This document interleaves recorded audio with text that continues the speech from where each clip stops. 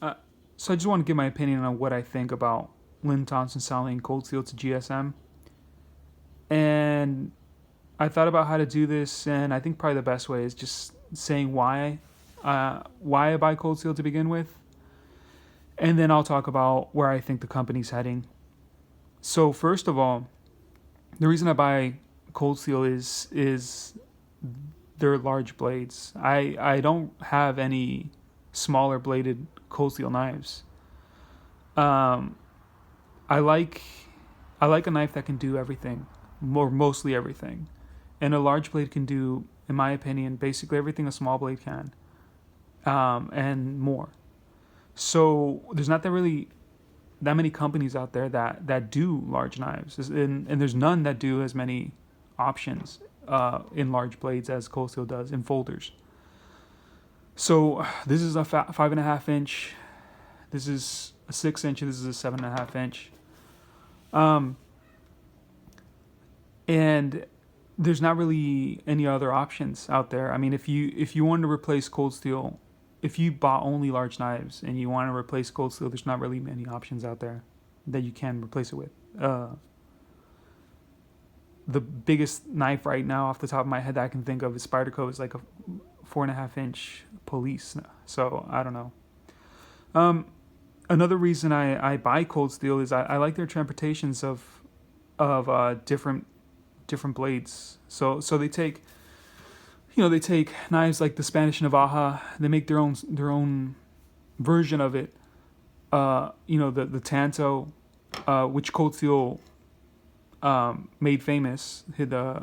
From what I understand, he made the American Tanto, the Chris knife, and then here we have the bigger version of the Spanish Navaja.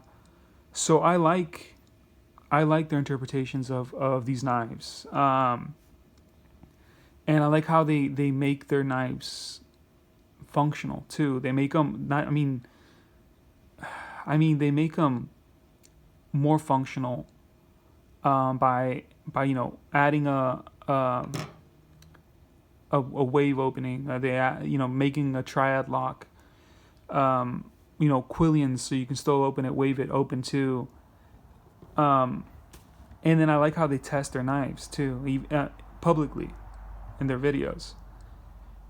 They'll I don't like the parts where they cut pig carcasses and stuff like that. But I do like when they do weight tests and like lock tests.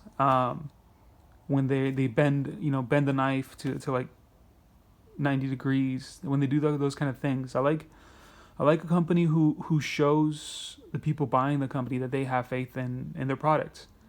Um, I mean, and I also like that as weird or as pompous as Lynn Thompson is.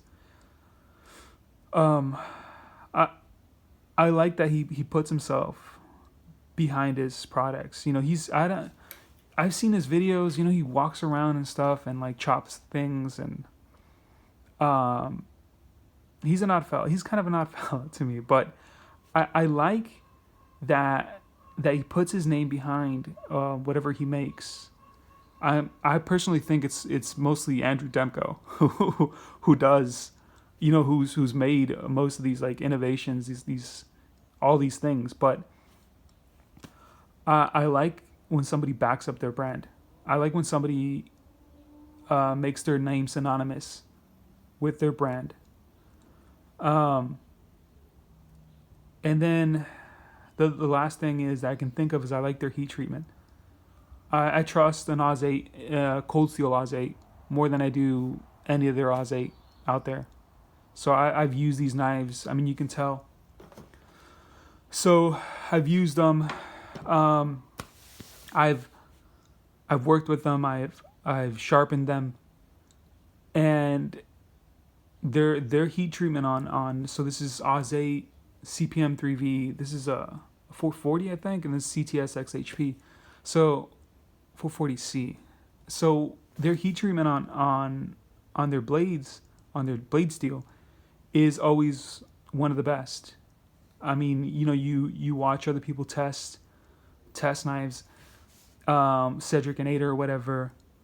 And it always comes out as some of the best heat treatment there is, and I appreciate that. I like that. I like buying something and understanding that. I mean, or believing at least that I'm getting not just a good looking knife in my opinion, but something that is once again functional. That they're not skipping out on the main things that make a knife a knife. Um, and then so now what I think the company's going to, what direction they're going is, I think it's going to be bad. Um, I could be wrong, but uh, it it doesn't make sense for well, I would be more optimistic if another knife company bought Cold Steel. Let's put it that way. Um, at least I would know, or at least understand where they would be heading, or understand that they know knives. You know they they have a passion for knives, or because if they made a business out of it, that would make sense to me. But a company that does outdoor stuff and hunting and things like that, I mean, I understand you use knives in all those situations. You can use knives in all those situations, but it's I don't see any other reason other than just money. There's no passion behind it. And yes, I mean, Lynn Thompson, it's not like he didn't do it for the money too. But all these, these weird designs, all these um if he just wanted money, in my opinion, then he would just do what every other company does. He would just go mainstream basically, or just walk the middle ground. He would and they were kind of doing that too, I suppose. They had the 4Max, the 8010, the 8015, all these kind of like look the same to me. They were kind of doing that towards the end. But if and this is what I think is going to happen to Cold Steel, basically in a nutshell. Uh, it's They're not going to be neither hot nor cold. They're going to be lukewarm. They're going to be what every other company is, mostly every other company. They're just going to make what everybody else makes. Like this non-scary, functional tiny knife that as long as you can fidget with it, or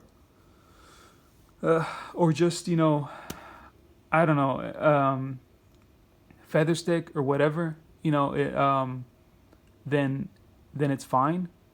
But they're not gonna make self-defense tools, I think, in the future. And one of the things I personally, I mean, I'm not saying this is what's gonna happen, but the first thing I think would go is the heat treatment, in my opinion, because it's one of the things that a lot of people don't use their knives. It's one of the things that a company can save money on, by just doing a crappy heat treatment. It takes a lot of money to do heat treatment right, to do a heat treatment on a knife right, to go through the proper process to get it right, or to do it well, I mean. And that's one of the things that people wouldn't notice. So, I mean, me personally, the first thing I would think would happen would be just crappier heat treatment. And then from there on, a change in models to just generic, run-of-the-mill, knives to just, they're going to have the triad lock. They're going to say cold steel on it.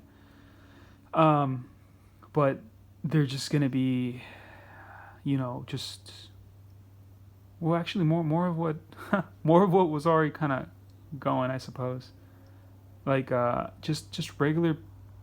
If you think of a knife, no passion behind the design or whatever. Just a knife shaped object, basically, is what I'm thinking is gonna happen. But yeah, just thought since I've made so many videos about Cold Steel, I thought I'd just put out my 2 cents on it. And in my opinion, if you want a Cold Steel, if you've been wanting to buy a Cold Steel knife, I would buy one now. When you can still distinguish the old from the new. All right, bye.